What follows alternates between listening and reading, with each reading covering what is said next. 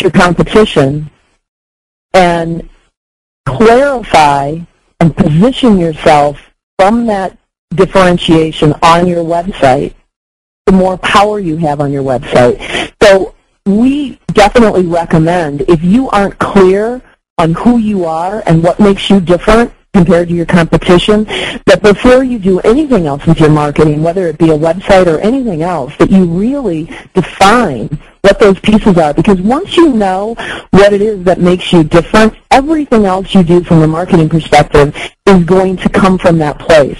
How you position yourself on the web, how you position yourself when you talk to people, how you sell your products, etc. Everything starts in that spot.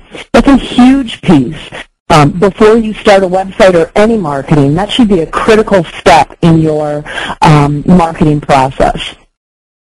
The next thing is the brand, and really what is the walk-away impression that you want people to have when they visit your website?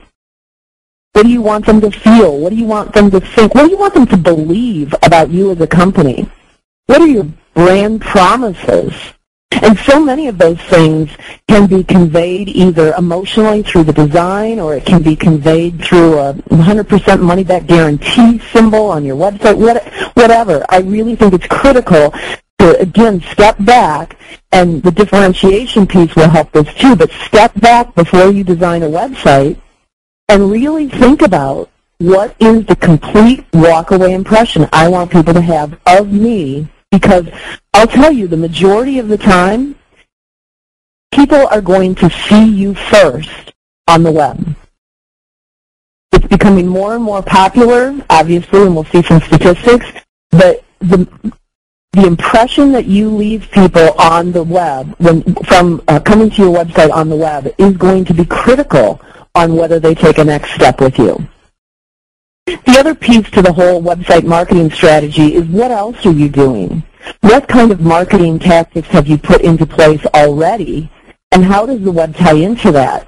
We've seen many times where people want to launch a website and they're doing something that's completely counterproductive to it. They may be doing marketing materials that are driving people to a whole other place, and maybe they're driving them to a phone call or what have you, and they don't want to change that, and there's a reason they don't want to change that.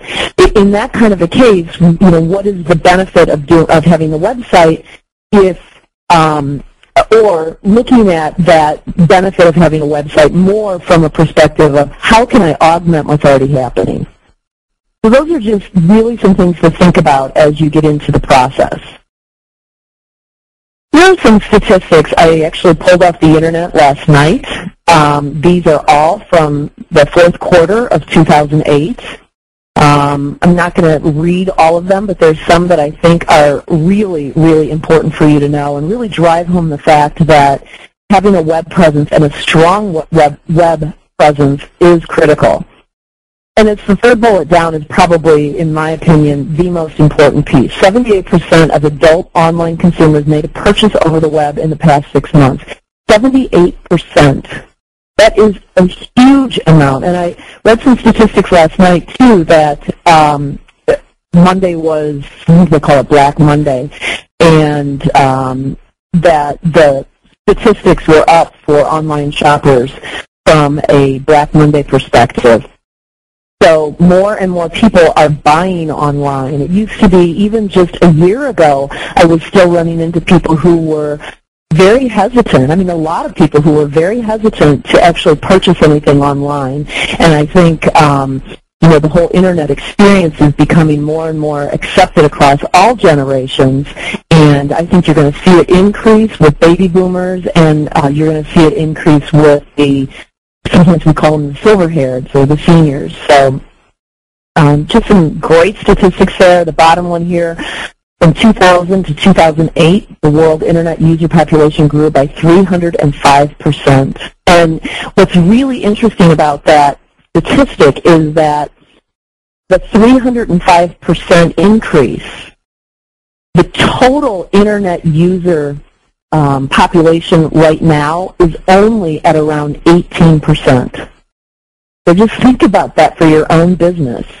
There is just such an amazing opportunity to grow your business on the web. This is something I found to be very interesting. This is from October 2008. The average U.S. Internet usage, combined home and work, for the month. The average person was on the web 59 times during the month of October. They visited 105 domains. And this is interesting, too. The duration of a web page viewed is 55 seconds. And one of the things that I note at the bottom is you have 7 seconds to capture someone's attention. Typically, that is the amount of time somebody will give you when they first get to your page. And if you are